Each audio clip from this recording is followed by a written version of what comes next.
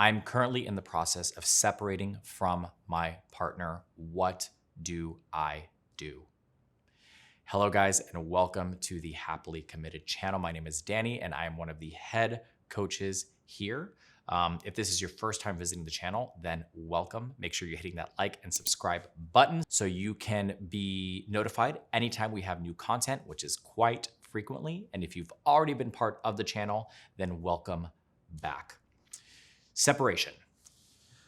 This is not an easy subject for a lot of people. And if you are watching this video, then I empathize with you because I know how difficult this can be.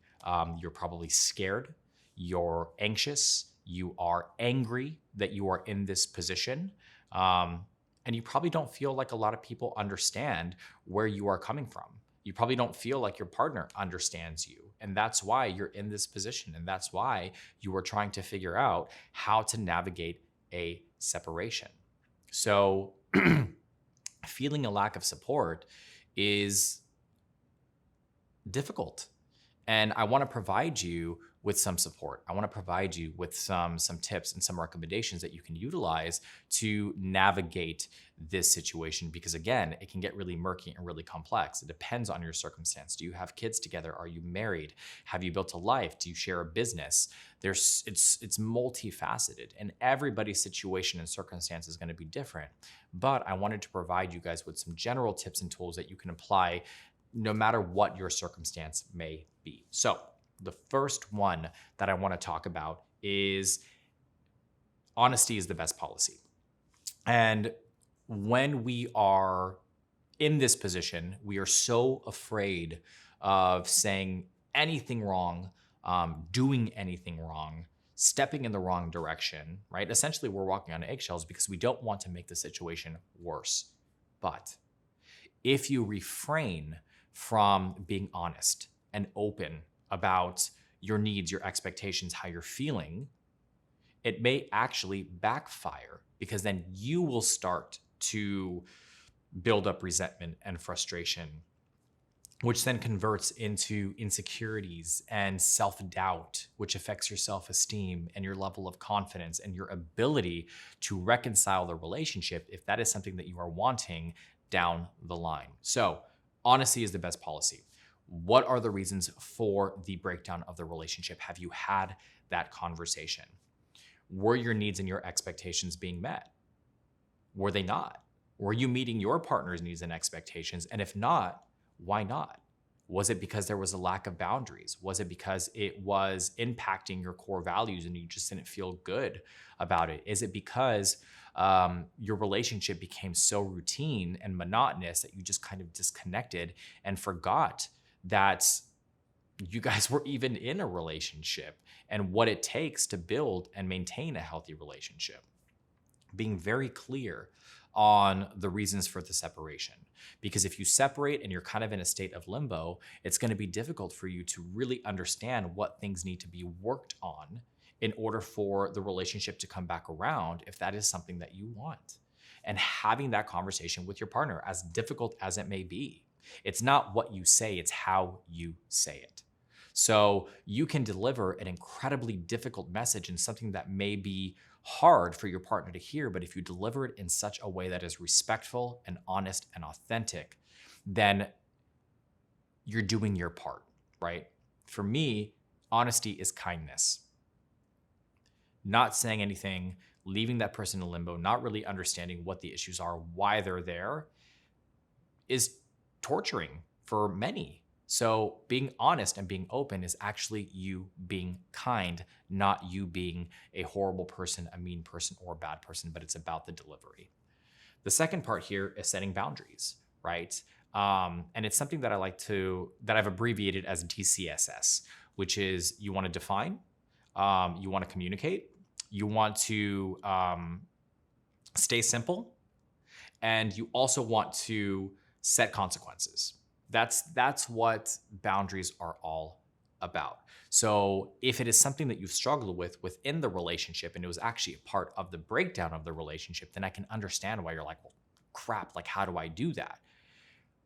Essentially, when you are in the process of separating, you want to be very clear as to what those boundaries are going to look like. So, for example, hey, I need some space, I need some time. So, I would appreciate it if we were able to not communicate with one another for an extended period of time. This is the amount of time that I need, right? That's a boundary. It's a healthy boundary because you're letting this individual know what your needs are in this moment in order for you to be able to show up and have a productive conversation at some point and try to fix whatever the issue may be. You just are aware that you can't do that in this moment. So defining what it is that you need. I need space, right? Communicating that and saying, hey, I need space. Making it simple, right? So the reason for why I need space is because I'm frustrated and angry at this point. So I'm going to need a certain amount of time. If you don't respect my boundary, I'm going to have to block you if, you don't want to, again, respect what it is I am telling you. Now, that part, you don't necessarily have to say in that moment. It's only if you notice that they continue to breach your boundaries and not respect what it is that you said, then you can really lay down the consequences and say, hey, look, I've asked you to respect my boundaries. I told you what my needs are. And obviously I respect what your needs are as well. But at this point, because you're not really listening to what I said, I'm going to have to block you, or I'm going to have to make sure that I mute your social media or whatever the case may be. So being very clear with what it is that you need. Now, if you share bills and you co-parent and all of those things, setting very clear guidelines as to what that's going to look like moving forward. So if you've already said that you don't want to communicate with this individual because you need the space and the time, being very clear on what that looks like moving forward in regards to sharing the responsibilities. So, I will take on X, Y, and Z bills, and I will pay them X, Y, and Z dates, so you don't have to worry about it. Or, with the kids, you keep them for a week, I keep them for a week. This is how we're going to organize it. We drop them off, we pick them up. All those things need to be discussed prior to going into separation. The third thing here is identifying the reasons for the break. So kind of what I talked about a little bit before. What is it that you were missing in the relationship? Was it that you felt there was a lack of respect? Did your partner disconnect from you emotionally? Was there infidelity within the relationship? Was there a lack of communication? What specifically was the problem so that you can identify it, process, heal, and work on it during this period of separation? Again, if the intention is to get back together, because you're gonna want to try to fix it. If you're gonna try to fix it, you have to know what the problem is at the root. And the last thing is set a time frame. You don't want to be in a separation in perpetuity, right? You don't want to say, hey, look, I don't really know when I'm gonna feel good, so let's just kind of touch base when I'm feeling okay. Remaining in this state of limbo is actually very detrimental for the relationship, because keep in mind, a separation is really just one step before a total breakup. So there's major issues within the relationship that have led you to this place. So is as difficult as it may be, because right now you may be saying, well, look, I don't know when I'm going to feel comfortable enough to be able to talk to this person. At least setting a date and saying, hey, look, in 2 months' time, in 3 months' time, let's reevaluate, let's sit down, let's have a conversation and see how we are each feeling. Because at least what you're doing at that point is you're acknowledging that you may still not feel ready to try to reconcile the relationship, but you are willing to sit and have a conversation. And there's a specific date, a specific time where you can at least wrap your head around it so it doesn't feel like it's just going to drag on forever. And those are the 5 major things that I would recommend if you are currently going through a separation. And look, like I said, I know how difficult this is. And sometimes we go to friends and family for help, but they're going to be very biased towards you. They're going to want to protect you.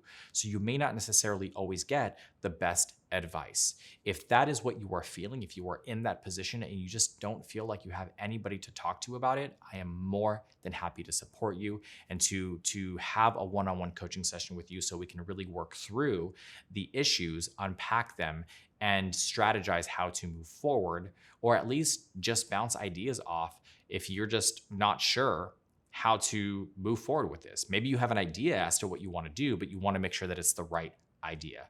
I'm more than happy to help you with that as well.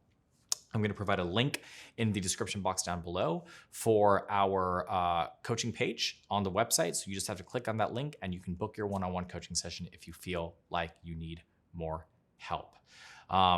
As always, make sure you leave a comment down below. This is your channel. This is a community that we built for you, so your words and your thoughts matter.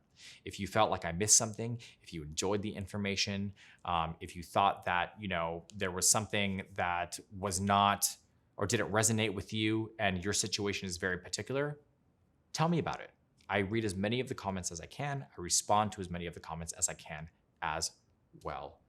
If you just want to know more, you can visit us at www.happily-committed.com, where we have articles and blogs and videos at your fingertip. Again, my name is Danny. I am your life and relationship coach. I hope you're staying happy and healthy, and I'll see you in the next video.